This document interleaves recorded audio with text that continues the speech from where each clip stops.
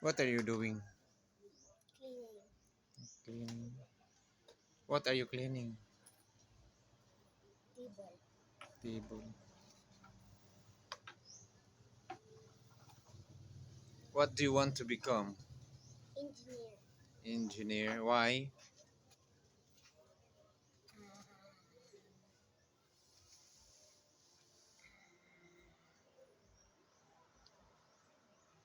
I don't know. You don't know. You must know. uh, You must know the reason why you want to become an engineer. What?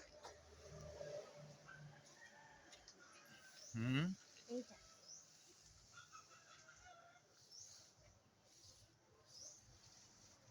What is good of being an engineer? Helping people. Helping people. In what way?